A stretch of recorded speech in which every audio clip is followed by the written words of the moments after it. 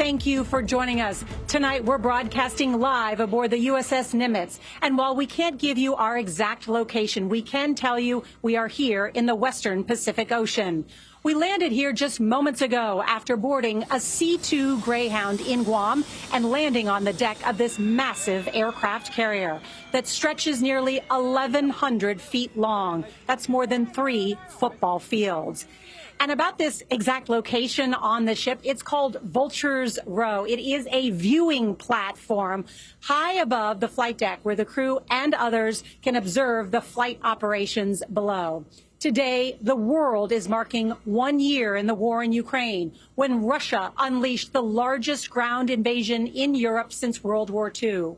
We've got reports tonight from Ukraine with CBS's Charlie D'Agata, and from the Pentagon with CBS's David Martin, who takes an in-depth look at the billions of dollars in military aid for Ukraine. All this as the U.S. prepares for a potential conflict with China.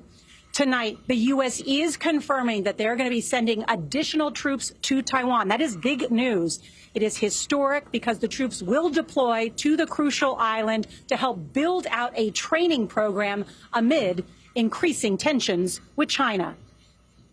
It's here in the Western Pacific where America's naval power is on full display. The USS Nimitz with more than 60 planes and 5,000 sailors. Guam is where we took off from this morning.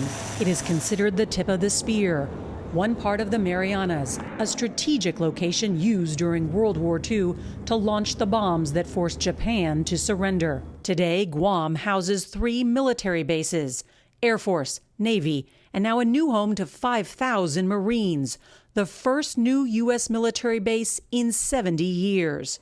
Part of a new buildup in the region.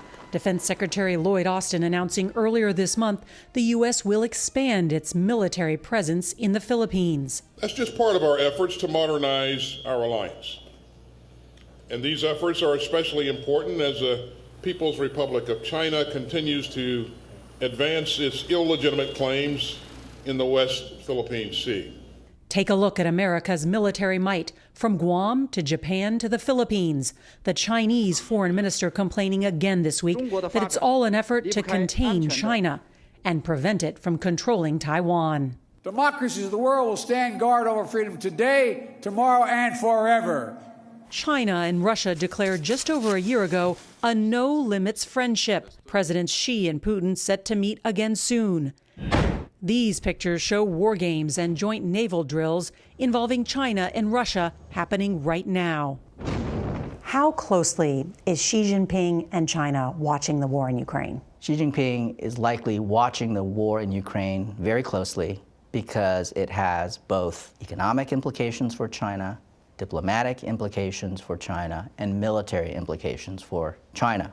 Toshi Yoshihara has spent his career studying the Chinese Navy.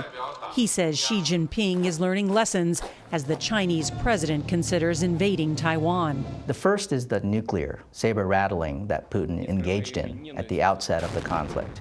Now, while Putin's nuclear threats did not stop the West from helping Ukraine, I think it was clear that the United States and its NATO allies were very cautious, took Putin's words seriously. And so Xi Jinping might learn that it might be to China's benefit to similarly engage in early nuclear threats. Republican Congressman Mike Gallagher is a Marine veteran and chairs the new House committee focused on China. One of the lessons of Ukraine is that when dictators tell you they're going to do something, you should pay attention. President Biden has pledged to defend Taiwan, setting the U.S. and China up for a possible conflict this decade. If this thing really escalated into a conflict between our navies, that would entail a level of destruction and death that we haven't seen for a long, long time.